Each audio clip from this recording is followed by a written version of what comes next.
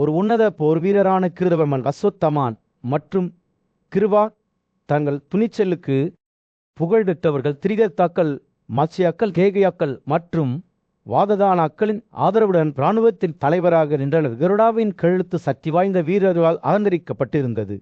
புரிசவாக்கள் சலா, சாலியா, பாகரத்தார், ஜெயதலா மற்றும் பனர் இந்த சக்தி வாய்ந்த மனிதர்களுடன் மற்றராக்கள், சிந்துச வீரர்கள் மற்றும் பன்சனோதர்கள் இணைந்தனர்.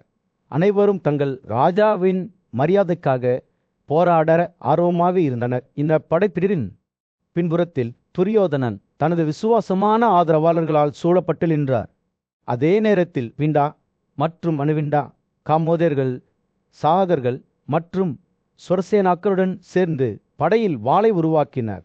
மகதர்கள், தலிங்கர்கள் மற்றும் பசக்கர்கள் அனைவரும் கவசங்களை அணிந்து வலது பக்கமாக இருந்தனர். இதற்கிடையில் இடது புறத்தில் விருதபாலா தலைமையிலான கருஷாக்கள், விகின்சாக்கள், முண்டாக்கள் மற்றும் தவுண்டிவிரிஷாக்கள் நின்றனர். இந்த படைகள் மிகவும் பெருமையுடனும் போரில் ஆர்வத்துடனும் கிட்டத்தட்ட வெல்ல முடியாதவையாக தோன்றின. பீஷ்மரின் இராணுவம் அதன் இடத்தை பிடித்தபோது பாண்டுவின் மகனான அதுமன் தனது சொந்த படைகளை மிகுந்த கண்ணோட்டத்துடன் ஆய்வு செய்தான். இது மற்றவர்களைப் போலல்லாமல் ஒரு போராக இருக்கும், அவர்களின் பாழ்ச்சியத்தின் தலைவிதியை தீர்மானிக்கும் என்று அவருக்கு தெரியும். கிருஷ்ணஜும்னா தனது பக்கத்திலேயே இருந்ததால் பீஷ்மரின் அமைப்பை பிரதிபலிக்கும் வகையில் தனது இராணுவத்தை ஒரு எதிர் வரிசையாக உருவாக்கினார். அர்ஜுனனின் வரிசையின் வலது கொம்பு பீமனால் வழிநடத்தப்பட்டது. தொலைதூர நாடுகளை சேர்ந்த மன்னர்களால் சூழப்பட்டது. அனைவரும் பற்களுக்கு ஆயுதம் ஏந்தி இருந்தனர். அவருக்கு அருகில் பாண்டவர்களுக்கு விசுவாசமாக இருப்பதாக உறுதியளித்த வலிமையான போர் வீரர்களான திராடனும் துருபதலும் நின்றனர். நீரா தனது ஆயுதங்களுடன் அவர்களை காவலில் வைத்திருந்தார். வரிசையின் நடுவில் திரிசத்யுமா, சிகந்தின் மற்றும் பான்சாலர்கள் மற்ற துணிச்சலான வீரர்களின் ஆதரவுடன் நின்றனர். மன்னர் யுதிஷ்டிரர் நியாயமான தனது யானை பிரிவை போருக்கு வழிநடத்தினார்.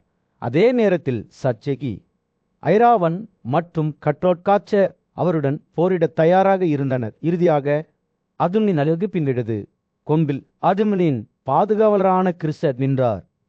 பாண்டவர்கள் மற்றும் கௌரவர்களின் படைகள் எகுமற்றும் சிதைந்த மரத்தின் வெறியில் மோதிக்கொண்டபோது போர்க்களத்தின் பரந்த பரப்பளவில் சூரியன் தாக்கியது. இந்த காவிய போராட்டத்தின் வரலாற்றாசிரியரான சன்சயா, சக்தி வாய்ந்த போர் வீரரான தனஞ்சயா அர்ஜுனா எதிரி அணிகளின் மீது தனது அம்புகளை கட்டவிழ்த்து விடுவதை மிகுந்த கவனத்துடன் பார்த்தார்.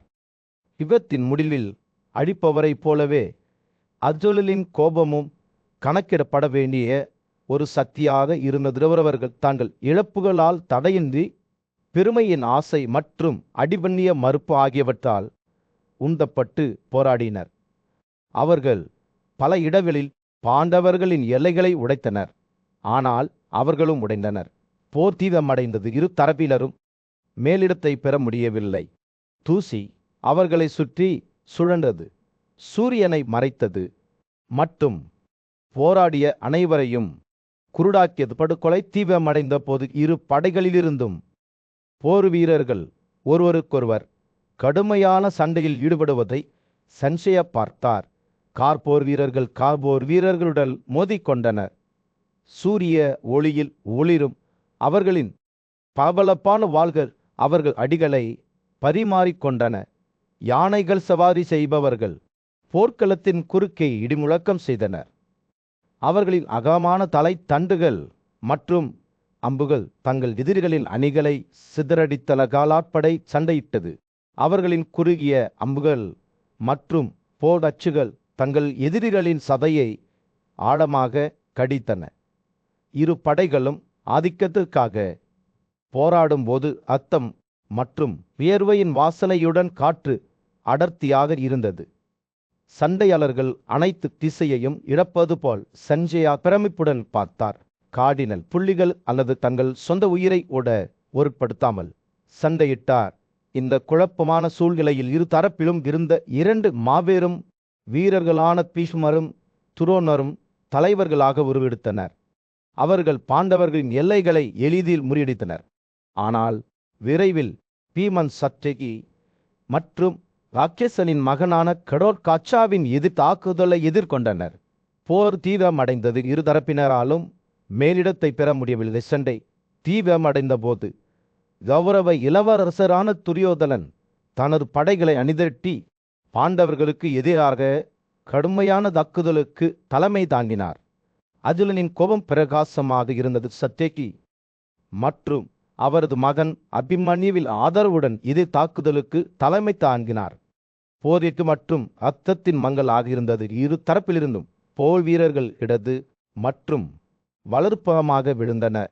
இந்த பயங்கரமான மோதலில் சன்ஷியார் உலகின் துளி அவிழ்க்க தொடங்குவதை கண்டார். எண்ணற்ற தலை இல்லாத கிரகங்கள் அவரை சுற்றி இருந்தன. இது செய்யப்பட்ட அழிவுக்கு ஒரு கடுமையான சான்றாகும். இருப்பினும் அத்தகைய படுகொலைகளின் மத்தியிலும் போர் வீரர்கள் தங்கள் வெற்றிக்கான பிடிவாதமான விருப்பத்தால் உந்தப்பட்டு போராடினர். ஓர் தீவிரமடைந்தது. அதன் மையத்தில் பால்குமி அர்ஜுனன் இருந்தார். கோபத்தால் தூண்டப்பட்ட கௌரவ மன்னர்கள் ஆயிரக்கணக்கான ரதங்களால் அவரை சூழ்ந்தனர். அம்புகள், ஈட்டிகள் மற்றும் கருவூலங்களின் நீரோட்டத்தை கட்டவிழ்த்து விட்டனர். ஆனால் அர்ஜுனன் தைரியமின்றி தனது தங்கத்தால் அலங்கரிக்கப்பட்ட அம்புகளால் அவர்களின் தாக்குதலை எதிர்த்து போராடி தனது மனிதநேயமற்ற திறமையை வெளிப்படுத்தினார். போர் தீவிரமடைந்த போது சற்றையும் அபிமன்யுவும் சுவாராவின் மகளாலும் அவரது படையினராலும் முற்றுகையிடப்பட்டனர். சுவாலாவின் மகன் தலைமையிலான துணிச்சலான போர் வீரர்கள் சத்யகியின் காரை துண்டுகளாக்கினர். ஆனால் அவர் விரைவாக அபிமன்யுவின் வாகனத்திற்கு பின்வாங்கினார். அவர்கள் ஒன்றாக எதிரியை நேரான அம்புகளால் கொல்லத் தொடங்கினர். இதற்கிடையில் துரோணரும் பீஷ்மரும் ஆண்டவர்களின் படைகளுடன் தொடர்ந்து மோதிக்கொண்டனர். கூர்மையான தண்டுகளால் அவர்களை வெட்டி வீழ்த்தினர். ஆனால் அவர்களின் துணிச்சலான முயற்சிகள் இருந்த போதிலும் கௌரவ இராணுவம் தோல்வி அடைந்தது. ஆயிரக்கணக்கான தேர் போர் வீரர்கள் எல்லா திசைகளிலும் தப்பி ஓடினர். ஒரு காலத்தில் சக்தி வாய்ந்த படை இப்போது குழப்பத்தில் இருந்தது. பீமனும் கடோர்காச்சலும் தைரியமாக போராடி போர்க்களத்தில் குறிப்பிடத்தக்க சாதனைகளை செய்தனர். இருப்பினும் துரியோதனின் வருகை அவர்களின் வேகத்தை சரிபார்த்தது. ஆனால் பீம்சேனா விரைவில் தனது அமைதியை மீட்டெடுத்தார். துரியோதனர் ஒரு அம்பு மூலம் துளைத்தார். அது அவரை முட்டாள்களமாக விட்டுவிட்டது. கௌரவ இராணுவம் அணிகளை உடைத்து பயங்கரவாதத்தில் தப்பி ஓடியது போர் அதன் உச்சக்கட்டத்தை அடைந்த போது பிரிஷதனின் மகனும் திருஷ்டத்யும்னா மன்னர் யுதிஷ்டிரனும் இணைந்து எதிரி படைகளை கொன்றனர். அவர்களின் கூர்மையான அம்புகள் இரக்கமற்றவை எண்ணற்ற வீரர்களை கொன்றுவிட்டன. பீஷ்மரும் துரோணரும் கூட குழப்பத்தை கட்டுப்படுத்த போராடினர். ஆனால் இறுதியில் அவர்களின் முயற்சிகள் வீணாகிறது. இடத்தில் இருக்கும் தங்கள் படையுடன் துரியோதனன் தனது தாத்தா பீஷ்மரிடம் வழிகாட்டுதலை தேடினார்.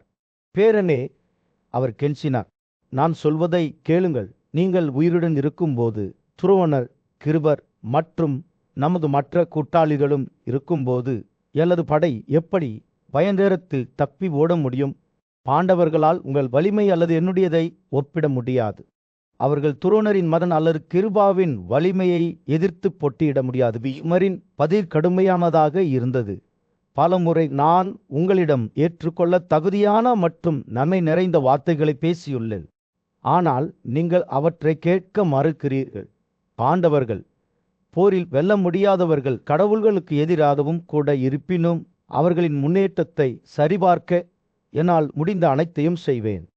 ராஜாவே, இப்போது அதை சாட்சியாக கொள்ளுங்கள். ஏனென்றால் நான் உங்கள் மரியாதையை பாதுகாக்க தனியாக போராடுவேன். பீஷ்மருக்கும் பாண்டவர்களுக்கும் இடையிலான ஒரு காவிய மோதலுக்கு மேடை அமைக்கப்பட்டது. இரு படைகளும் மோதிக்கொண்ட போது சங்கிலிகள் ஒலித்தன. பெரும் சிடி முழக்கம் கைத்தாளங்கள் ஒலித்தன. போர் தீவிரமடையும். அதன் விளைவு சமநிலையில் ஆபத்தான முறையில் தொங்கிக் கொண்டிருக்கும். சூரியன் போர்க்களத்தில் மறைந்து கொண்டிருந்தது. கீழே உள்ள குழப்பத்தின் மீது ஒரு பொன்னான பிரகாசத்தை செலுத்தியது. திருதராஷ்டிரரின் மகன் பீஷ்மர் இன்னும் கோபத்தால் தூண்டப்பட்டு ஒரு பெரிய படை வீரர்களுடன் பாண்டவ இராணுவத்தை நோக்கி விரைந்தார். ராஜாவின் கண்கள் விரிவடைந்தன. அவர் தனது தேரோட்டியான சன்சேயாவிடம் நடந்த நிகழ்வுகளை விவரிக்க சொன்னார். சின்சியர் குரலில் உணர்ச்சிகள் நிரம்பியபடி, ஓ பாரதிலே விடியற்காலை கடந்த பிறகு உயர்ந்த மனதுள்ள பாண்டவர்கள் வெற்றி பெற்றனர். பீஷ்மர் என்றும் அழைக்கப்படும் தேவவிரதா ஒரு பெரிய படை மற்றும் உங்கள் மதன்கள் அனைவராலும் பாதுகாக்கப்பட்ட விரைவான குதிரைகளில் எங்களை நோக்கி சவாரி செய்தார். அதன் பிறகு நடந்த போர் மற்றவர்களைப் போலல்லாமல் இருந்தது. வில்லுகளின் சுழற்சி மற்றும் வில்திரிந்துகளின் மடிப்புகளுடன் காது துளையிடும் சலசலப்பை உருவாக்கியது. தில்ஷேயா பேசுகையில் அந்த காட்சி திருதராஷ்டிரரின் கண்களுக்கு முன்னால் ஒரு கனவைப் போல் தோன்றியது. கடிதங்கள், கிரீடங்கள் மற்றும் கிரீடங்கள் விழும் சத்தம் ஒரு கல் தரையில் இடி போன்றது என்று அவர் விவரித்தார். காயமடைந்தவர்கள் மற்றும் இறக்குமர்களின் கூக்குரல்களால் காற்று நிரம்பியது. அவர்களின் உடல்கள் மலைகளின் நீளம் ஓடுகளைப் போல போர்க்களத்தில் சிதறி கிடந்தால் சாந்தனுவின் மதன் பீஷ்மர் குழப்பத்தின் மத்தியில் உயரமாக நின்றார். அவரது வில் இடைவிடாமல் ஒரு வட்டத்திற்கு இழுக்கப்பட்டது. அவர் விஷம் நிறைந்த பாம்புகளை ஒத்த தீப்பிடிக்கும் புள்ளிகளின் தண்டுகளை சுடுகிறார். அவர் தனது ரதத்தின் பாதையில் நடனமாடினார். அவரது அசைவுகள் மிகவும் வேகமாகவும் இலகுவாகவும் இருந்தன. அவர் ஒரே நேரத்தில் எல்லா இடங்களிலும் இருப்பது போல் தோன்றியது. அர்ஜுனனால் வழிநடத்தப்பட்ட பாண்டவர்கள் பீஷ்மரின் வலிமைக்கு இணையாக இருக்கவில்லை. அவரது அம்புகள் சரியாக பறந்து வீரர்களை எய்தில் தாக்கின. அவர்களின் உடல்கள் கடவுள்களால் துளைக்கப்பட்டன. பாண்டுவின் மதன்களின் படை அசைந்து தடுமாறி ஓ மற்றும் ஐயோ என்ற கூக்குரல்கள் காற்றில் எதிரொலித்தல். செங்கியா தனது கதையை தொடர்ந்தபோது திருதராஷ்டிரரின் கண்கள் திகிலால் விரிந்தன. அவரது சொந்த மகனான பீஷ்மர் போர்க்களத்தில் பேரழிவை ஏற்படுத்தினார். அவரது அம்புகள் கடவுளால் கட்டவைத்து விடப்பட்ட புயல் போல அறந்தன. தனது படை தனது கண்களுக்கு முன்னால் நொறுங்குவதை பார்த்த மன்னரின் மனம் நடுங்கியது. அப்போது யாதவர்களின் மகிழ்ச்சியான கிருஷ்ணர் தலையிட்டு அர்ஜுனனை பீஷ்மரை கொன்று படுகொலைக்கு முற்றுப்புள்ளி வைக்குமாறு வலியுறுத்தினார். இப்போது நேரம் வந்துவிட்டது, ஓ பார்த்தா என்று அவர் கூறினார். அவரது குரல் ஆசரத்தால் நிரம்பியது. பீஷ்மரை தாக்குங்கள், இல்லையெனில் நீங்கள் புத்திசாலித்தனத்தை இழப்பீர்கள். அர்ஜுனனின் பீஷ்மை நோக்கி இடி முழங்கியது. அதன் சக்கரங்கள் அம்பு மலையில் மூடப்பட்டிருந்தன. 2 வீரர்களும் மோதிக்கொண்டனர். அம்புகளை பரிமாறிக்கொண்ட போது அவர்களின் வில்லுகள் பாடின. போரின் தலைவிதி சமநிலையில் தொங்கிக் கொண்டிருந்தது. திருதராஷ்டிரரால் அவரது மகனும் அர்ஜுனனும் பல ஆண்டுகளாக சண்டையில் ஈடுபட்டதை மட்டுமே பிரமிப்புடன் பார்க்க முடிந்தது. அசன் இரவு விடிய ஆரம்பித்த போது போரின் விருப்பத்தால் தூண்டப்பட்ட அவரது கோபமான உயர்ந்த ஆன்மா கொண்ட பீஷ்மர் வலிமையான குரு இராணுவத்தை களத்தில் வழிநடத்தினார். துரோணர், துரியோதனன் மற்றும் ஜெயத்ரதன் உள்ளிட்ட அவரது விசுவாசமான தோழர்களால் அவர் சூழப்பட்டார். அவர்களின் பிரிவுகள் தெய்வங்களின் போர்க்களத்தில் தெய்வீக வீரர்களைப் போல சரியான வரிசையில் அமைக்கப்பட்டன. அவர்கள் முன்னேறி செல்லும் போது யானைகளின் முதுகில் உயரமாக பறந்த அற்புதமான தரநிலைகள் பிரகாசமாக பிரகாசித்தன. அவற்றின் நிறங்கள் சிவப்பு, மஞ்சள், கருப்பு மற்றும் பழுப்பு வானவில் பதாகையைப் போல காற்றில் அசைந்தன.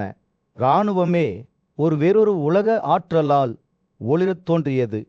அதன் குதிரைப்படை, காலாட்படை மற்றும் பதங்கள் மின்னல் வீசப்பட்ட மேகங்களின் புயல் வெகுடனத்தைப் போல அதற்கு முன் வரிசையாக இருந்தன. குரு இராணுவத்தின் அணுகுமுறையை அர்ஜுனன் தலைமையிலான பாண்டவர்கள் எதிர்கொண்டனர்.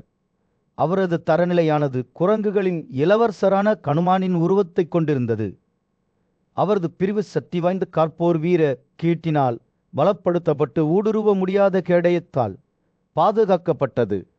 தாக்க முடியாததாக தோன்றியது. 2 படைகளும் மோதிக்கொண்ட போது உரத்த குரலில் உளித்த ரன்சின் இரைச்சல், சங்கிலி துடிப்பு, எக்காலங்கள் கூச்சல், போர்க்களத்தில் எதிரொலிக்கும் ஈயோனின் கூக்குரல்கள் ஆகியவற்றால் காற்று நிரம்பியது. வில்லுகள் சுழன்று அம்புகள் கடந்து செல்லும்போது பூமி அவர்களின் கால்களுக்கு அடியில் அசைந்தது. சிறிய சூரியனைப் போல பிரகாசிக்கும் தங்க நட்சத்திரங்களால் பொய்க்கப்பட்ட கேடயங்கள் போர் மூண்டது. அதன் சீற்றம் பீஷ்மரின் கோபத்தின் தீவிரத்துடன் மட்டுமே பொருந்தியது. அவர் வீரர்களை இடது மற்றும் வலதுபுறமாக தாக்கினார். அவரது வலிமையான போர் வீரர்கள் ஒரு புயலில் எதிர்கால இலைகளைப் போல அவருக்கு முன்னால் விழுந்தனர். பூமி ஒரு பயங்கரமான தூசியில் குளித்திருந்தது. அது மேலே ஒரு பரந்த விதானம் பரவியிருப்பது போல் தோன்றியது. போராளிகள் மோதிக்கொண்டபோது அவர்களின் கூக்குரல்கள், குளம்புகளின் இடி மற்றும் ரதங்கள் நொறுங்கியதில் போர்க்களம் குழப்பத்தின் பேரழிவாக மாறியது. வீரர்கள் விழுந்தனர். அவர்களின் உடல்கள் யானை இறங்குகள் மற்றும் தந்தங்கள் கொண்ட தலைகளால் அடித்து நொறுக்கப்பட்டன. மற்றவர்கள் தூசியில் தடுமாறினர்.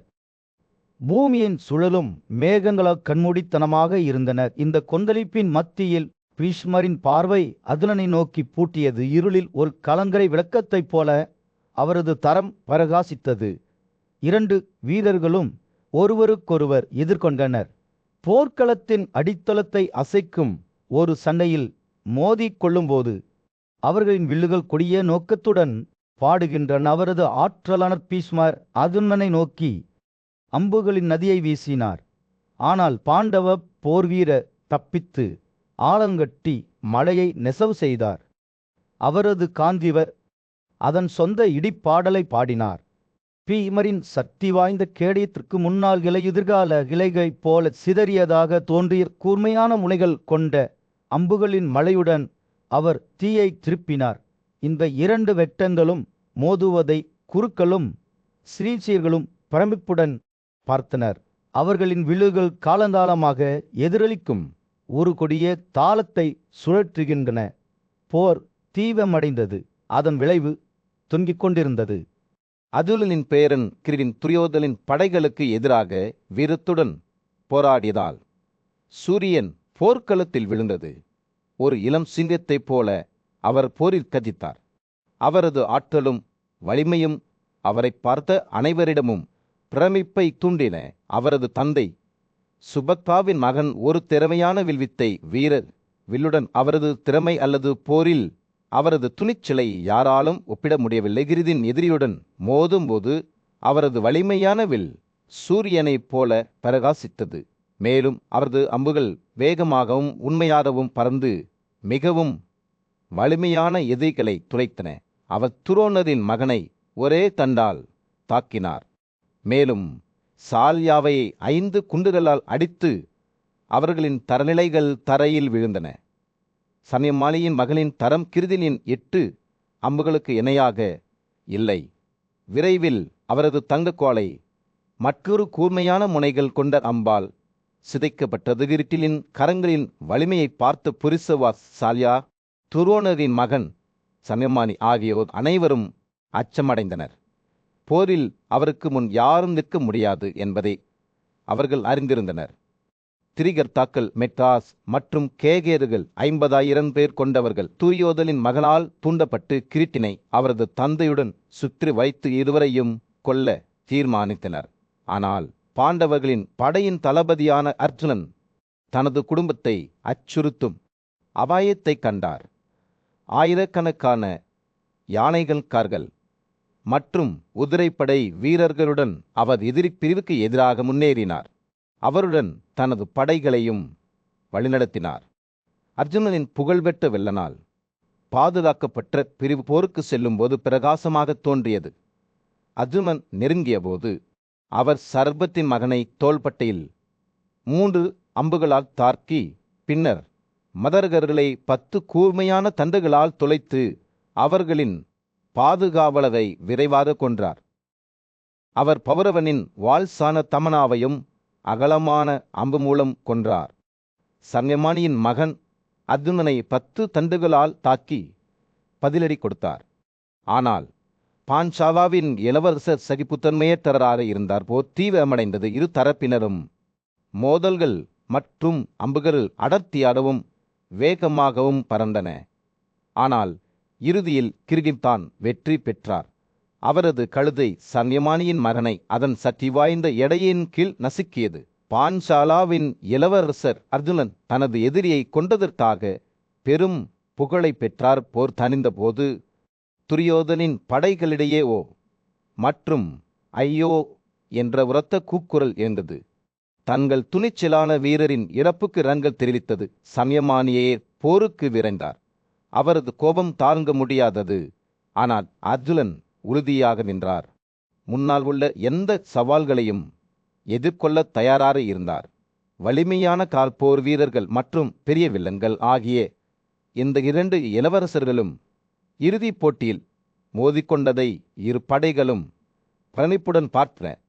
அஸ்தினபுரத்தின் குருட்டில் மன்னன் திருதராஷ்டிரன் தனது சிம்மாசனத்தில் அமர்ந்திருந்தபோது போர் குழப்பத்தால் சூழப்பட்ட சூரியன் போர்க்களத்தில் விழுந்தது.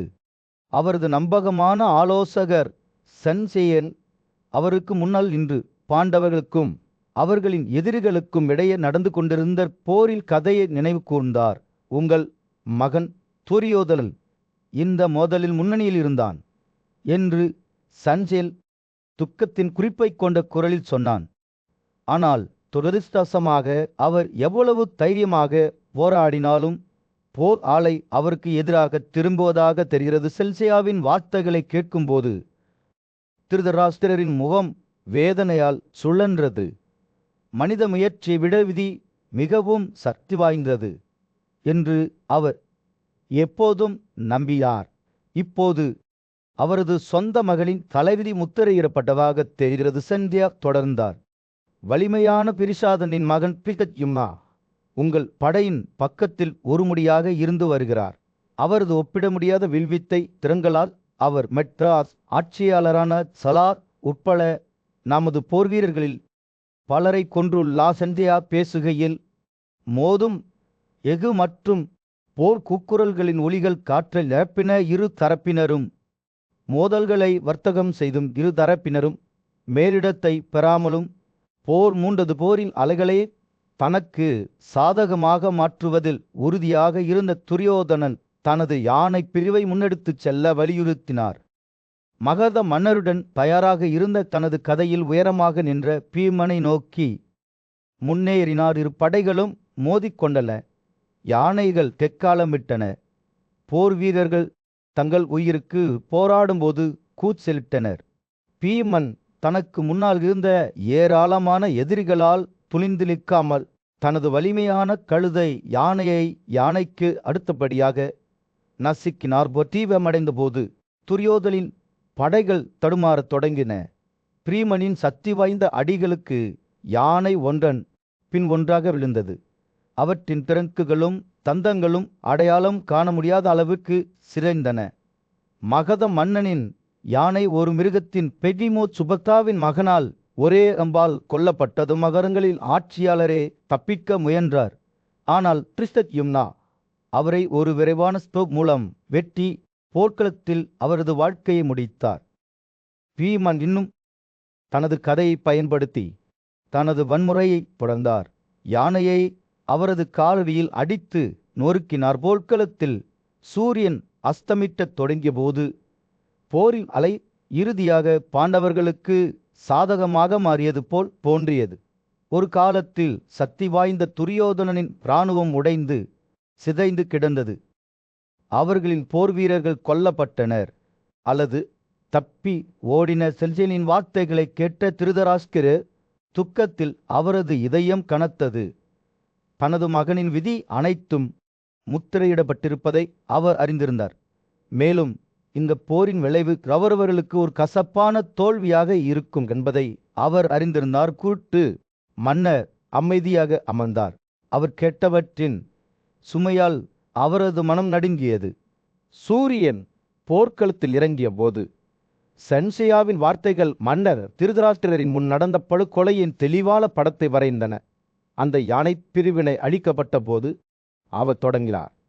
உங்கள் மகள் துரியோதனன் தனது முழு படையையும் பீம்சேனாவை கொல்லுமாறு வலியுறுத்தினார். பௌர்ணமி அல்லது அமாவாசை நாளில் வீரர்கள், யானைகள் மற்றும் குதிரைகள் நிறைந்த மாபெரும் படை பீமனை நோக்கி ஒரு புயல் கடலைப் போல இடிமுழக்கம் செய்தது. காற்று தூசியால் அடர்த்தியாக இருந்தது. சங்கு குண்டுகள் வெடித்தன. ஓசுகள் கடுமையான தாளத்தை தூண்டின. இந்த அலைக்கு துரியோதனின் இராணுவம் முன்னணியில் இருந்தது. பீம்சேனாவை தோற்கடிக்க அவர்களின் கோபம் மற்றும் உறுதிப்பாட்டால் உந்தப்பட்டது. ஆனால் பீமன் விடாப்பிடியாக நின்றான். தனது குதிரை தயாராக இருந்தது. அசைக்க முடியாத மேரு மலையைப் போலவே அவர் தாக்குதலை எதிர்த்தார். அவரது சக்தி வாய்ந்த தாக்குதல்கள் எதிரி படைகளின் முன்னேற்றத்தை தடுத்தன. அவரது சகோதர மகன்கள் மற்றும் கூட்டாளிகள் திரௌபதி, அபிமன்யு மற்றும் திகனின் மகன்களான பிரித்தகிம் அவருடன் இணைந்து போராடினர். அவர்களின் வீரம் வெறும் முரண்பாடுகளை எதிர்கொண்டு அசைக்க முடியாதது போர் தீவிரமடைந்த போது பீமனின் கழுதை எதிரி அணிகளில் கோதுமரையை வெட்டும் கத்தியைப் போல வெட்டப்பட்டது. ஒவ்வொரு ஊன்றுடனும் அவர் கார்போர் வீரர்களை தரையில் விழ வைத்தார்.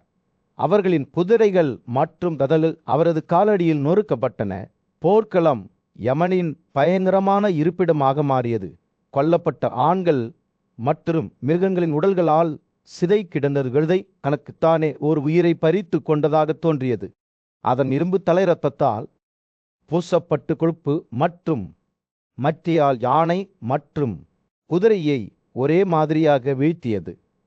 அதன் சக்தி இந்திரனின் போன்றது. அதே நேரத்தில் அதன் கொடூரம் புத்ராவின் பினாக்காவுடன் போட்டியிட்டது. பீம்சேனாவின் கோபத்தில் அவரை பார்த்த அனைவரும் தங்கள் ஆவிகள் நசுக்கப்பட்டதை உணர்ந்தனர். அவரது கோபத்தின் சக்தியால் தங்கள் விருப்பங்கள் உடைந்தன. அவர் மரணத்தைப் போலவே முன்னேறி செல்லும்போது ஒவ்வொரு அடியிலும் எதிரிகளின் எல்லைகளை தோற்கடித்த போது போர் வீரர்கள் அனைவரும் மகிழ்ச்சியற்றவர்களாக மாறினர். பீமன் எங்கு பார்த்தாலும் எதிரி கரைந்து போவதைப் போல தோன்றியது. பின்னர் தனது சூரிய மீது பீம்சேனா முன்னேறி வரும் பீமரின் உருவத்தின் மீது தனது பார்வையை வைத்தார். அவர்களின் கண்கள் கடுமையான மோதலில் பூட்டப்பட்டன. இந்த தருணத்தில்தான் சிலியின் பெயர்னால சத்தகி பீஷ்மரின் எதிரிகளை நோக்கி அம்புகளை வீசினார். அவரது கூர்மையான தண்டுகள் ஒரு சூறாவளிக்கு முன்களை எதிர்கால இலைகளைப் போல எதிரி வீரர்களை சிதறடித்தன. அலமுஷா என்ற ராட்சசனால் கூட அவரது தாக்குதலை எதிர்க்க முடியவில்லை. சத்ருகியின் 4 அம்புகளால் விரைவாக துளைக்கப்பட்டது. போர் தீவிரமடைந்த போது சத்ருகின் எதிரி அணிகள் வழியாக இடி முழக்கம் செய்தது. மலை மார்பின் மீது மழை பெய்யும் புயல் வானம் போல அம்பு மழை அவர்களை சிதறடித்தது. இருப்பினும் யாராலும் தடுக்க முடியவில்லை. கடுமையான போரின் மத்தியில் மன்னர் துரியோதனின் மகன்கள் நந்தகனின் தலைமையில் சக்தி வாய்ந்த ஆயுதமேந்திய வீரரான பீமனுடன் மோதினர். நந்தகன் பீமனை கூர்மையான அம்புகளால் துளைத்தார். ஆனால் பீமன் தடையின்றி அதே இடத்தில் தனது எதிரிகள் அனைவரையும் கொல்வதாக சபதம் செய்தார். பீமன் இந்த வார்த்தைகளை சொன்னபோது விசோகன் ஓட்டி சென்ற தனது ரதத்தின் மீது ஏறி சென்றார். துரியோதனனும் இந்த போரில் சேர்ந்து 9 கூர்மையான அம்புகளால் பீமனை தாக்கினார். ஆனால் அவரது கோபம் தாங்காமல் இருந்ததால் பீமன் மற்றொரு வில்லை இழுத்து குதிரைகாரணி தலையால் ஒரு அம்பை வீசி துரியோதனின் பிரகாசமான வில்லை வெட்டினாள். இருப்பினும் போர் வீரர்கள் அவ்வளவு எளிதில் தோற்கடிக்கப்பட மாட்டார்கள். கோபமடைந்த துரியோதனன் மற்றொரு வில்லை எடுத்து பீமலின் 2 மாபரங்களுக்கு இடையில் துளைத்த ஒரு பயங்கரமான தண்டை ஏக்காக கொண்டான். வலிமிகுந்த போர்வீரன் வலியால் மயங்கி தரையில் விழுந்தான். ஆனால் பீம்சேனா நீண்ட நேரம் கீழே நிற்கவில்லை. சுயநிலைவு அடைந்த அவர் துரியோதனன் மீது 5 அம்புகளையும் பின்னர் மேலும் 25 அம்புகளை சால்யாவையும் சுட்டார். அவரை தங்க முனைகள் கொண்ட தண்டுகளால் துவைத்தார். சால்யா போரிலிருந்து புறப்பட்டு சென்று தோற்கடிக்கப்பட்டார். சேனாபதி சுசேனா ஜலசந்தா உட்பட திருதராஜரின் 14 மகன்கள் பீம்சேனா மீது எண்ணற்ற அம்புகளை பொழிந்தனர். ஆனால் பீமன் அவரது வலிமை தாங்காமல் ஒவ்வொருவரையும் ஒவ்வொன்றாக வெட்டினார். குதிரைசூ தலை கொண்ட சேனாபதி 3 அம்புகளுடன் ஜலசந்தா அகலமான தலை தண்டு கொண்ட உகாபோர் தொடங்கிய போது வாடகை கோயில்களின் யானையில் சவாரி செய்த பகதத்தர் திடீரென்று சம்பவ இடத்தில் தோன்றினார். அவர் பீமனை அம்பு மலையில் மறைத்து சூரியனை மூடிய மேகங்களைப் போல கண்ணுக்கு தெரியாதவராக ஆக்கினார். ஆனால் பாண்டவ போர் வீரர்கள் தங்கள் சொந்த வலிமையை நம்பியிருந்ததால் அந்த சறுக்கலை தாங்க முடியவில்லை. மேலும் பகரத்தரை அம்புகளின் மழையால் சூழ்ந்தனர். யானை தானாகவே பயங்கரமான தண்டுகளின் மழையால் துளைத்தது. அதன் உடல் இரத்தத்தால் ஊசப்பட்டது. அது பார்ப்பதற்கு அழகாக இருந்தது. சூரிய ஒளியால் வண்ணமயமான மேகங்கள் போன்றது. ஆனால் வலிமையான கார் போர் வீரர்கள் அதன் பயங்கரமான மீனை பார்த்து மகிழ்ச்சியடையவில்லை. கோபமடைந்த பதரத்த மன்னன் தனது 2 மார்பகங்களுக்கு இடையில் பீம்சேனாவை ஒரு நேரான தண்டால் அடித்தான். பெரிய வில்லனும் போர் வீரனும் தரையில் விழுந்து தனது கொடிகளை இறுக்கமாக பிடித்து கொண்டனர். அச்சத்தில் அந்த தருணத்தில் பிடிம்பியின் மகன் ராட்சசனான கட்டோட்காச்சன் மீண்டும் ஒரு பயங்கரமான வடிவத்தில் தோன்றினார். அஞ்சனா, வாமனா, மராபப்பா ஆகிய 3 தீக்கியானைகளுடன் ஐராவதி யானையில் சவாரி செய்தார். ராட்சசர்களால் சவாரி செய்யப்பட்ட இந்த வலிமையான யானைகள் பெரிய வடிவம் கொண்டவை. 3 வரிசைகளில் சாறு கசிந்து மிகுந்த வேகமும் வலிமையும் கொண்டவை. போரின் மத்தியில் மன்னர் திருதராஷ்டிரர் தனது சிம்மாசனத்தில் அமர்ந்தார். ஆண்டவர்களின் சாதனைகளை பற்றிய சன்சேயாவின் கதைகளை கேட்கும்போது அவரது இதயம் பயத்துடனும் ஆச்சரியத்துடனும் இருந்தது. போரின் முடிவை பற்றி அவர் எப்போதும் கவலைப்பட்டார். ஆனால் இப்போது அவரது மகன்கள் தங்கள் எதிரிகளின் கைகளில் மீண்டும் மீண்டும் தோல்வி அடைவதைக் கேட்டு அவரது கவலை விரக்தியாக மாறியது. என் மகன்கள் பாண்டவர்களால் கொல்லப்படுகிறார்கள் என்று திருதராஷ்டிரர் சன்சேலிடம் புலம்பினார். பாண்டுவின் மகன்கள் என்ன துறவி தவம் செய்தார்கள்? போரில் அவர்களை வெல்ல முடியாத எந்த வரத்தை பெற்றார்கள்? தனது இராணுவம் மீண்டும் மீண்டும் தோற்கடிக்கப்படுவதை பற்றிய எண்ணத்தை அவரால் தாங்க முடியவில்லை. மேலும் 2 கைகளுடன் ஒரு பரந்த கடலை கடக்க முயற்சிக்கும் ஒரு மனிதனைப் போல உணர்ந்தார். போரின் நிகழ்வுகளை விவரிக்கும் சன்சேயா ராஜாவின் அச்சத்தை அமைதிப்படுத்த முயன்றார். உங்கள் மகன்கள் எந்த இயற்கைக்கு அப்பாற்பட்ட சக்தியாலும் தோற்கடிக்கப்படவில்லை என்று அவர் கூறினார். அவர்கள் தங்கள் செயல்களில் நீதி மற்றும் ஒழுக்கத்தின் பாதையை மட்டுமே பின்பற்றியுள்ளனர். பாண்டவர்கள் வலிமையானவர்கள், ஏனெனில் அவர்கள் கடமை மற்றும் நீதியின் உணர்வால் வழிநடத்தப்படுகிறார்கள். சென்சேன் தொடர்ந்தது போல் திருதராஷ்டிரரின் கண்கள் விரிந்தன. உங்கள் மகன்களின் பலவீனத்திற்கு காரணம் பாண்டவர்கள் அல்ல, நீங்களே காரணம். போரின் ஆபத்துகள் குறித்து உங்களை எச்சரித்தருதுரா விஸ்வாத்துரோன போன்ற ஞானிகளின் ஆலோசனையை நீங்கள் புறக்கணித்து விட்டீர்கள். உங்கள் ஆணவம் மற்றும் அவர்களின் ஆலோசனையை கேட்க மறுப்பது இந்த வீழ்ச்சிக்கு வெளிவருகிறது. சென்சேன் பேசுகையில் திருதராஷ்டிரனின் மனம் தனது மகன் துரியோதனருடன் அவர் நடத்திய உரையாடலுக்கு திரும்பியது. இளவரசர் பீஷ்மரை அணுகி ஆண்டவர்களின் வெற்றிக்கு விளக்கம் கேட்டார். பாண்டவர்கள் யாரை நம்புகிறார்கள் என்று துரியோதனன் கேட்டான். நாளியும் மரியாதைக்குரியவமான பிறன் பீஷ்மர் பண்டைய காலத்திலிருந்து ஒரு கதையை சொல்லத் தொடங்கிய போது தெரிந்தே புன்னகைத்தார். பிரபஞ்சத்தின் படைப்பாளரான பிரம்மா ஒரு காலத்தில் வாசுதேவரை தனது தெய்வீக வடிவத்தில் எப்படி வணங்கினார் என்பதை பற்றி அவர் பேசினார். வாசுதேவரே பிரபஞ்சத்தின் இறைவன் என்று பீஷ்மர் கூறினார். அவர் சர்வ வல்லமையுள்ளவர், அனைத்தையும் அறிந்தவர். அவரது பாதுகாப்பாலேயே பாண்டவர்கள் போரில் வெல்ல முடியாதவர்கள். இவர் பேசுகையில் திருதராஷ்டிரர் அவர் மீது ஒரு பிரமிப்பு உணர்வை உணர்ந்தார்.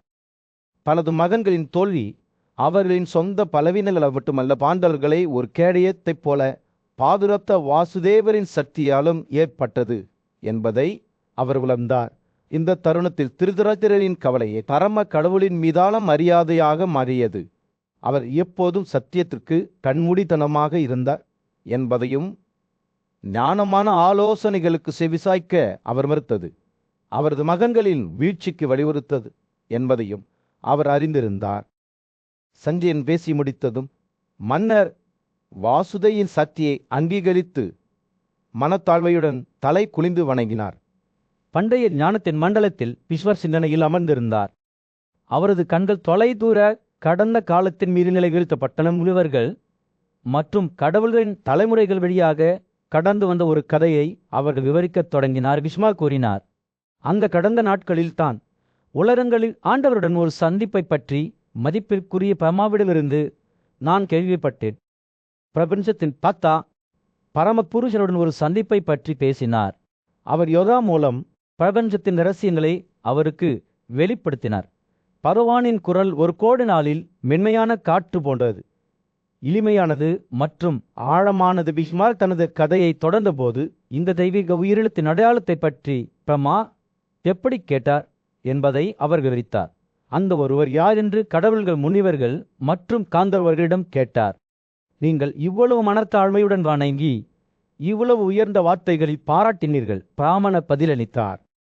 தாத் என்று அழைக்கப்படுபவர் உன்னதமானவர், தற்போது இருப்பவர் மற்றும் தென்றென்றும் இருப்பவர். நான் அவரது எப்போதும் மகிழ்ச்சியான சுயத்துடன் கூட பேசுகிறேன். பிரம்மா வாசுதேவன் குடும்பத்தில் மனிதர்களிடையே பிறக்க பிரபஞ்சத்தில் ஆண்டவரை வேண்டிக் கொண்டதாக சபைக்கு வெளிப்படுத்தினார். அசுரர்களின் படுகொலைக்காக மனிதர்களின் உலகில் பிறக்க வேண்டும் என்று பிராமணர் கோரினார். மனித வடிவத்தை ஏற்றுக்கொண்ட இறைவன் போரில் வெல்ல முடியாத 2 பண்டைய முழுவலான நர மற்றும் நாராயணருடன் வருவார். பிரம்மா வாசுதேவரை பரமம் மர்மம் பரம அடைக்கலம் பரம பிரமா மற்றும் பரம மகிமை என்று விவரித்தார். அவர் சிதைவு இல்லாதவர், வெளிப்படுத்தப்படாதவர் மற்றும் நித்தியமானவர் என்று பிரம்மா கூறினார். அவர்தான் புருஷனாக பாடப்பட்டவர். ஆனால் யாராலும் அவரை புரிந்து கொள்ள முடியாது. பிரம்மாவுக்கும் பகவானுக்கும் இடையிலான இந்த சந்திப்பை பற்றி விஷ்வர் பேசுகையில் அவரது பார்வையாளர்கள் ஆச்சரியத்துடனும் ஆர்வத்துடனும் நிறைந்தனர். பிராமணரின் வார்த்தைகளை கேட்டு கடவுள்களும் முனிவர்களும் எப்படி மகிழ்ச்சியுடன் சொர்க்கத்திற்கு திரும்பினார்கள் என்பதை அவர் அவர்களிடம் கூறினார். விஷ்வர் தொடர்ந்தார். எனவே ராம மார்கண்டேயர் வியாச மற்றும் நால்வர் ஆகியோரிடமிருந்து நான் அந்த பண்டைய வாசுதேவரை பற்றி கேள்விப்பட்டேன்.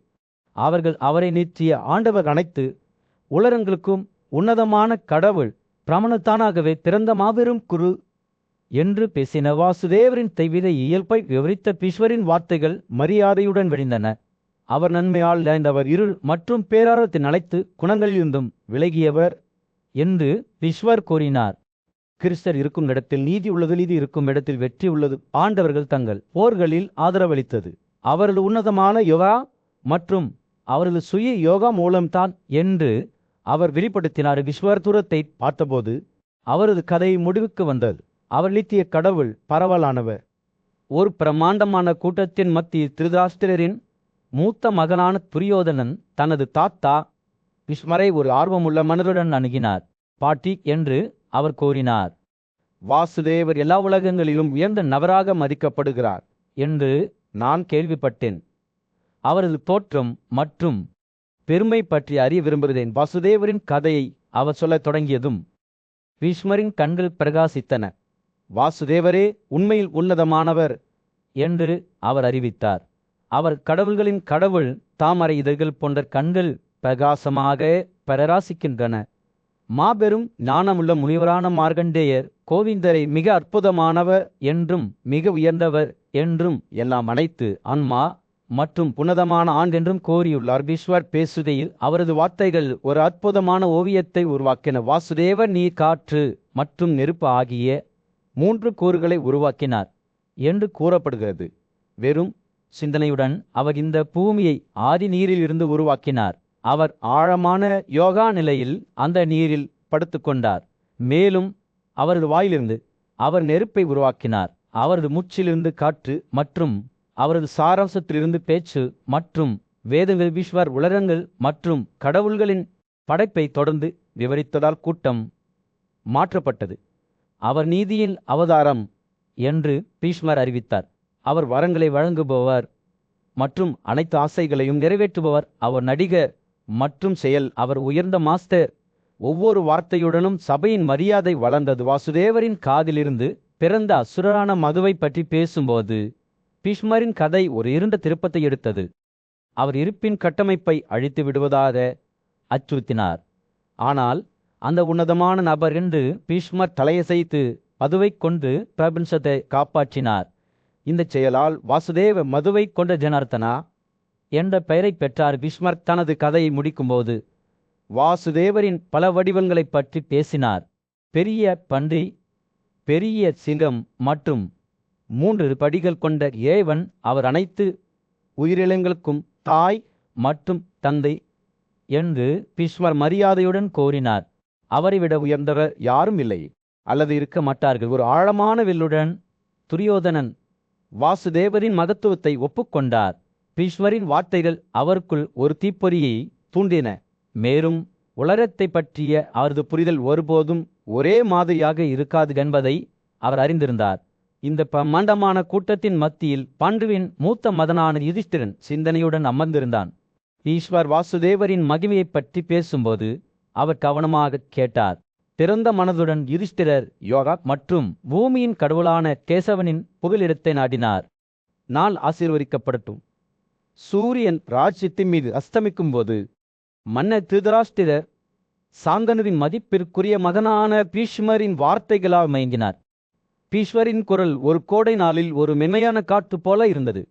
பண்டைய ஞானத்தின் சுமையையும் கடவுள்களின் ரகசியங்களையும் எடுத்துச் சென்றது. நன்றாக கேளுங்கள் ராஜாவே, பீஷ்மர் தொடங்கினார். கடவுள்களின் ஆண்டவரான கேசவனின் மகிமையை பற்றி நான் உங்களுக்கு சொல்வேன். பெரிய முனிவர்களும் ரிஷிகளும் அவரை பற்றி பரமிப்புடனும் மரியாதையுடனும் பேசினர். அவரை எஜமானராகவும் இருக்கும் அனைத்திற்கும் ஆண்டவராகவும் விவரித்தனர்.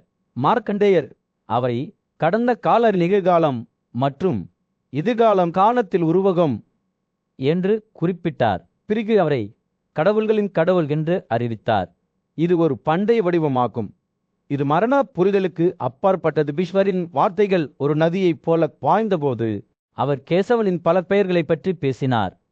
அனைத்து உயிரினங்களுக்கும் கடவுளான சத்ராவின் ஸ்தாபரர் வாசுதேவர் முனிவர்கள் அவரை படைப்பின் தந்தை தச்சன் என்று எப்படி விவரித்தனர் என்பதையும், எல்லா உயிரினங்களையும் உருவாக்கியவர் என்று அந்திராஸ் அவரை எப்படி பேசினார் என்பதையும் அவர் கூறினார். பீஷ்மர் கேசவனின் அற்புதமான வடிவத்தை பற்றி தொடர்ந்து பேசுகையில் ராஜாவின் கண்கள் வியப்புடன் விரிந்தன. அவரது உடல் வெளிப்படுத்தப்படாத பிரபஞ்சம் என்று அவர் கூறினார். அவரது மனம் வெளிப்படையான உலகம். அவரது மூச்சு கடவுள்கள் எழுப்பியுள்ளது. அவரது தலைகள் வானம் வரை விண்டு அவரது கைகள் பூமியை ஆதரிக்கின்றன. அவரது வயிற்றில் 3 உலகங்கள் உள்ளன. அவர் நித்திய மனிதர். பீஷ்மர் பேசி முடித்ததும் மன்னர் அவர் மீது ஒரு பிரமிப்பு உணர்வு வந்தார். அவர் உண்மையிலேயே குறிப்பிடத்தக்க ஒன்றை கேட்டிருப்பதை அறிந்திருந்தார். தெய்வீக இயல்பை பற்றிய ஒரு பார்வை. மேலும் தனக்கு முன்னால் நின்ற சக்தி வாய்ந்த வீரர்களை பார்த்தபோது பாண்டுவின் மகன் அர்ஜுனன் மற்றும் அவரது சகோதரர்கள் அவர்கள் மீது ஒரு புதிய மரியாதையை உணர்ந்தார். ஆனால் பீஷ்மர் இன்னும் முடிவடையவில்லை. ராஜாவே, கேசவனின் மகிமையையும் நரன் மற்றும் நாராயணனின் வெல்ல முடியாத தன்மையையும் பற்றி நீங்கள் கேள்விப்பட்டிருக்கிறீர்கள். பாண்டுவின் மகன்கள் ஏல் போரில் கொல்லப்பட முடியாது என்றும் உங்களுக்கு தெரிவிக்கப்பட்டுள்ளது. இதனால்தான் நான் உங்களிடம் கூறுகிறேன். பாண்டவர்களுடன் அமைதி நிலவற்றும் பீஷ்மர் பேசி முடித்ததும் அவர் அமைதியாக விழுந்தார். அவரது வார்த்தைகள் ஒரு சவால் போல காற்றில் தொங்கிக் கொண்டிருந்தன. மன்னர் அவை பார்த்தார். பின்னர் அவரது சொந்த மகன்களை பார்த்தார். அவர்கள் காத்திருக்கும் கண்களால் அவரை பார்த்தனர். இரவு கழிந்தபோது மன்னர் தூங்க சென்றார். அவர் கேட்டவற்றின் எடையால் அவரது இதயம் கனமாக இருந்தது. அவரை சுற்றி இருள் மூடிய போது பீஷ்மர் இரவில் விலகி சென்றார். சாந்தனுவின் மதிப்புக்குரிய மகனின் வார்த்தைகளால் என்றென்றும் மாற்றப்பட்ட ஒரு ராஜாவை விட்டுச் சென்றார். இரு படைகளும் எஃகு மற்றும் கோபத்தின் வெறியில் மோதி கொண்டபோது சூரியன் அடிவானத்தின் மீது ஏறக்குறைய உதயமாகவில்லை. பாண்டவர்களும் ததாஷ்டிரர்களும் காலை வெளிச்சத்தில் நட்சத்திரங்களைப் போல ஒளிரும் தங்கள் கவசங்கள் பூமியின் அடித்தளத்தை உழுக்கும் ஒரு கொடூரத்துடன் ஒருவருக்கொருவர் நோக்கி சென்றன. ஒரு கோடுகள் ஒன்றிணைந்த போது பீஷ்மரின் படையின் மக அமைப்பு காணப்பட்டது. அதன் வடிவம் ஒரு கம்பீரமான கடல் அசுரனின் வடிவமாக இருந்தது. அதன் தாடைகள் எதிரியை விழுந்துவதற்கு அகலமாக திறந்திருந்தன. ஆனால் பாண்டவர்கள் அச்சுறுத்தப்படவில்லை. அவர்கள் தங்கள் சொந்த அமைப்பான சேனாவை எதிர்த்தனர். அதன் கொக்கு கூர்மையானது மற்றும் பயங்கரமானது. பாண்டிய இராணுவத்தின் முன்னணியில் பீர்சேனா நின்றார். அவரது பிரம்மாண்டமான அமைப்பு மகரின் இதயத்தை நோக்கி செல்லும்போது பலத்தையும் கோபத்தையும் வெளிப்படுத்தியது. பீஷ்மரின் ஆன்மாவை துளைக்க முயன்றபோது அவரது தண்டுகள் அம்புகளைப் போல பரந்தன. வீரத்தின் முன்னுதாரணமான மாபெரும் போர்வீரன். பீஷ்மர் எளிதில் தோற்கடிக்கப்படக்கூடியவர் அல்ல. அவர் தனது வலிமையான ஆயுதங்களை கட்டவிழ்த்து விட்டார். ஒவ்வொன்றும் ஒரு எரியும் நட்சத்திரம். அது பூமியை எரித்து போராளிகளை அசைத்தது. ஆனால் பாண்டுவின் புகழ்பெற்ற மகனான அர்ஜுனன் தடுக்கப்பட வேண்டிய அவசியமில்லை. கையில் காந்திவனை கொண்டு பீஷ்மரின் கவசத்தை 1000 அம்புகளால் துளைத்தார். ஒவ்வொன்றும் அவரது அசைக்க முடியாத ஆவிக்கு ஒரு சான்று போர் தீவமடைந்த போது இரு படைகளும் எஃகு மற்றும் நெருப்பு சூறாவளியில் மோதிக்கொண்டன. அந்த வலிமையான போர் வீரரான துரியோதனன் படுகொலையை பார்த்து முந்தைய நாள் தனது சகோதரர்கள் கொல்லப்பட்டதை நினைவு கூர்ந்தார். அவரது ஆத்திரம் இப்போது எரியும் நரகமாக இருந்தது. அது அதன் பாதையில் உள்ள அனைவரையும் விழுங்கிவிடும் என்று அச்சுறுத்தியது. போதகரே என்று அவர் துரோணரிடம் கூறினார், நீர் எப்போதும் செய்ததைப் போலவே செயல்படுங்கள். பலவீனமானவர்களாகவும் வீரம் இல்லாதவர்களாகவும் இருக்கும் இந்த பாண்டவர்களை நாம் தோற்கடிப்போம். இந்த வார்த்தைகளுடன் துரோணர் தனது ஈட்டி தலை ஒளியின் கத்தி போல பிரகாசிக்கும் பாண்டவ படையின் இதயத்தில் மூழ்கினார். ஆனால் சிலிநாட்டை சேர்ந்த வீரரான சத்யகி பாதுகாக்கப்படாமல் இருக்க வேண்டியதில்லை. அவர் தாக்குதலுக்கு எதிராக உறுதியாக நின்றார். அவரது காசம் எஃகு மற்றும் நெருப்பின் அவைகளுக்கு எதிராக ஒரு அரணாக இருந்தது. துரோணர் அவரை தோள்பட்டையில் 10 தண்டுகளால் துளைத்தபோது பீம்சேனா கோபத்துடன் எழுந்து தனது நண்பரை பாதுகாக்க முயன்றபோது தனது சொந்த தண்டுகள் அம்புகளைப் போல அறந்தன போல் இப்போது குழப்பத்தின் பேரழிவாக இருந்தது.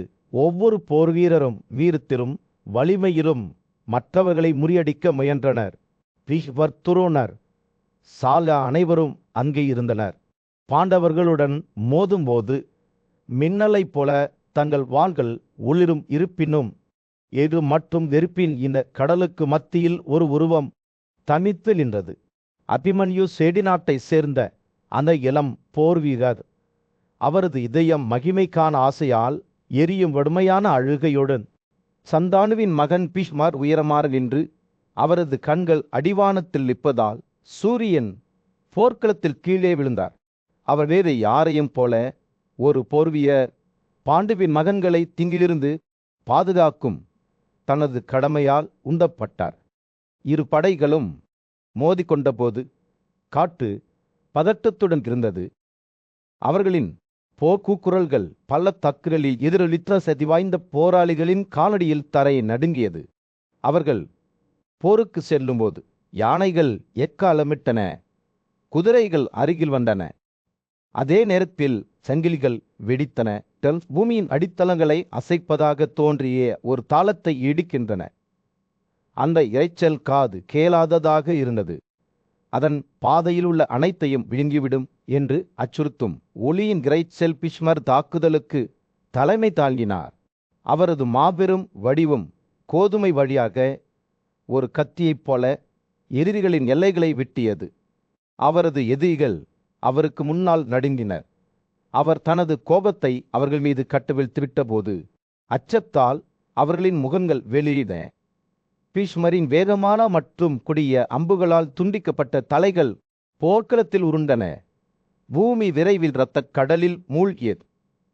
ஒரு பெரிய நதி அதன் கரைகளை வெடித்தது போல் இருந்தது. போர் தீவிரமடைந்தது. போர் வீரர்கள் போராட்டத்திற்கு முடிவே இல்லை எண்கள் தோன்றியது. போர் வீரர்கள் மோதிக்கொண்டனர்.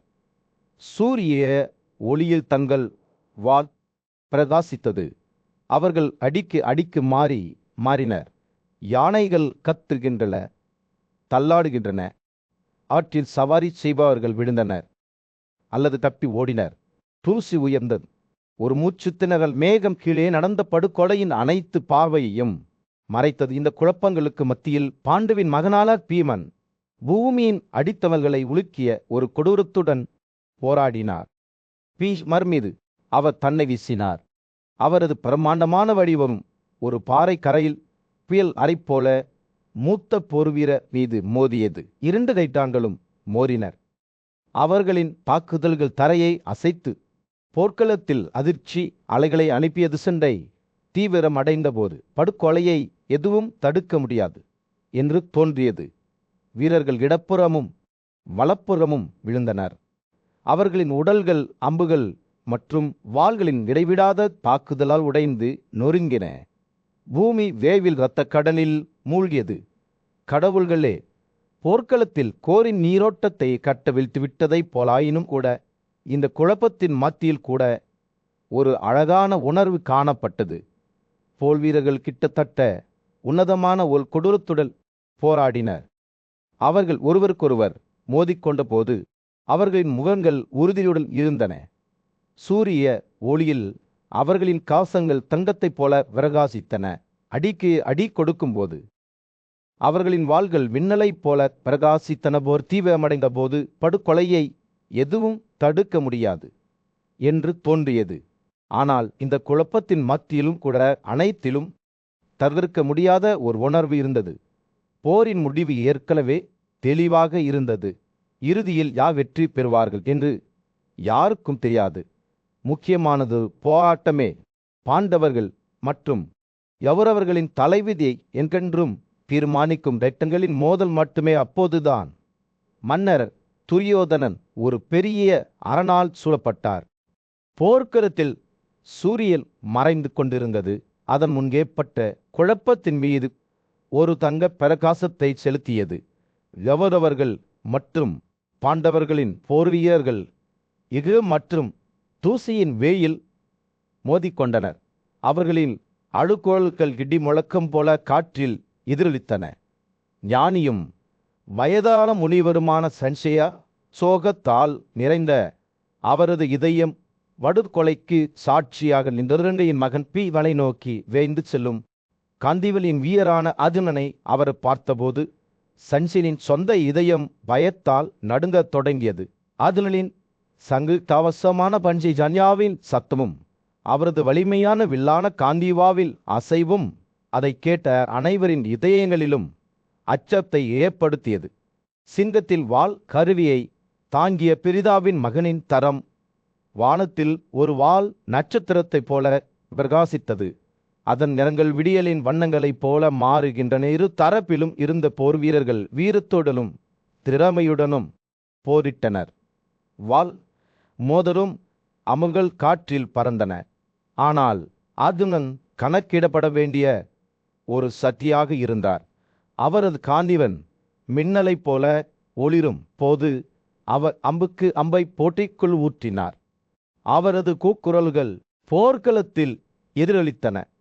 இந்திரனின் இடிமுழக்கம் போல எதிரொலித்தன. போர் தீவிரமடைந்த போது போராளிகளால் எழுப்பப்பட்ட தூசி ஒரு சுழலும் புயலை உருவாக்கியது. அது அனைத்து பாவையும் மறைத்தது. காயமடைந்த மற்றும் இறக்கும் பகலின் அழுகுரல்கள் எஃகு மீது எஃகு மோதலுடன் கலந்து பூமியில் அடித்தளங்களை அசைப்பது போல் ஒரு பூமிக்குரிய கிளர்ச்சியை உருவாக்கியது. சஞ்சயாவின் இதயம் இரு தரப்புக்கும் சென்றது. மோதலின் கொடூரத்தால் அவரது இரக்கம் கிழிந்தது. கலிங்க மன்னன் ஜெயத்ரதன் மற்றும் பிற மன்னர்களுடன் இணைந்து பீஷ்மருக்கு ஆதரவளிக்க தங்கள் படைகளை அணிதிரட்டினார்.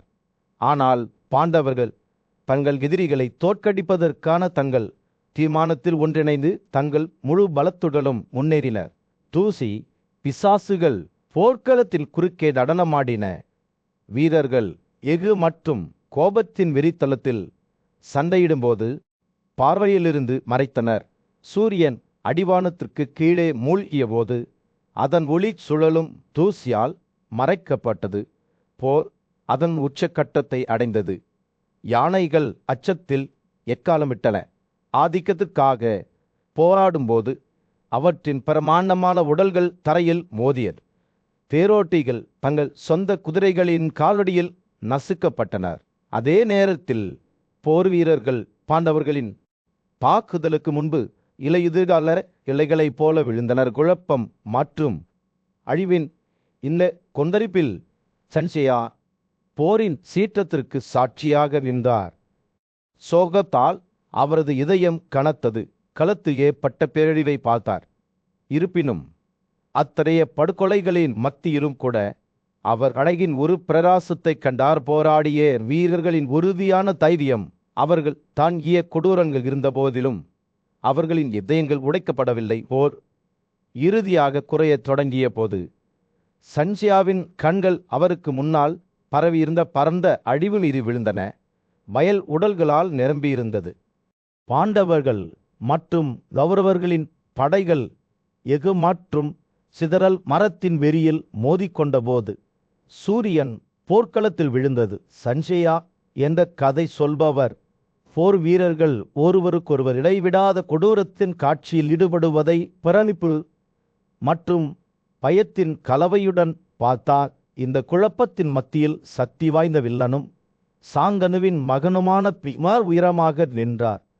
அவரது தங்க முனைகள் கொண்ட அம்புகள் சிமிட்டரை போல காற்றில் வெட்டி கொண்டிருந்தன. அவர் ஒரு வெல்ல முடியாத போர் வீரர். அவரை அறிந்த அனைவராலும் அஞ்சப்பட்டார். இன்று அவர் தனது முழு கோபத்தையும் பாண்டவர்கள் மீது கட்டவிழ்த்து விடுவார். யுதிஷ்டிரனின் வலிமையான மற்றும் கடுமையான சகோதரரான பீஷ்மரை நோக்கி ஒரு கதனையுடன் தாக்கினார். அவர் கௌரவ தலைவரை நோக்கி தன்னை தானே எதிர்ந்தபோது அவரது பெரிய கைவுட்டிகள் வேய்த்தனமாக அசைந்தன. ஆனால் பீஷ்மர் குறைத்து மதிப்பிடப்பட வேண்டியதில்லை. ஒரு விரைவான இயக்கத்துடன் அவர் தனது வில் சரத்தை பின்னோக்கி இழுத்து ஒரு அம்பை விடுவித்தார். அது பீமனின் காசத்தை வெண்ணெய் வழியாக சூடான கத்தி போல துளைத்தது. இந்த தாக்கம் பீமனை பின்னோக்கி தள்ளியது. ஆனால் அவர் சரணடைய மறுத்துவிட்டார். கோபமடைந்த அவர் பீஷ்மர் மீது ஒரு டார்ட்டை வீசினார். அதை கௌரவ போர் வீரர் தனது தண்டுடன் திறமையாக இடைமறித்தார். இரு வீரர்களும் மோதிக்கொண்டனர். அவர்களின் அம்புகளும் காற்றுகளும் மங்கலான இயக்கத்தில் முன்னும் பின்னுமாக பறந்தன. அவர்கள் அடிகளை பரிமாறிக்கொண்டனர். இதற்கிடையில் விருஷினி குலத்தை சேர்ந்த சக்தி வாய்ந்த கார்போர் வீரரான சத்யகி தனது ரதத்தில் சவாரி செய்தார். பீஷ்மர் மீது அம்புக்கு பிறகு அம்பை வீசும்போது அவரது வில் பாடுகிறது. இருப்பினும் கௌரவர் தலைவர் தைரியமாக இருந்தார். ஒரு விரைவான இயக்கத்துடன் அவர் தனது சொந்த வில் சரத்தை பின்னோக்கி இழுத்து சத்யகியின் தேரோட்டியை நோக்கி நேராகவும் பறக்கும் அம்பை அனுப்பினார். பேரழிவிலிருந்து தப்பிக்க சத்யகி தனது ரதத்திலிருந்து குதித்தபோது தேரோட்டக்காரர் கீழே விழுந்தார். குதிரைகள் பீதியடைந்தன. போர் வீரர்கள் மோதிக்கொண்டபோது போர்க்களம் குழப்பத்தில் வெடித்தது.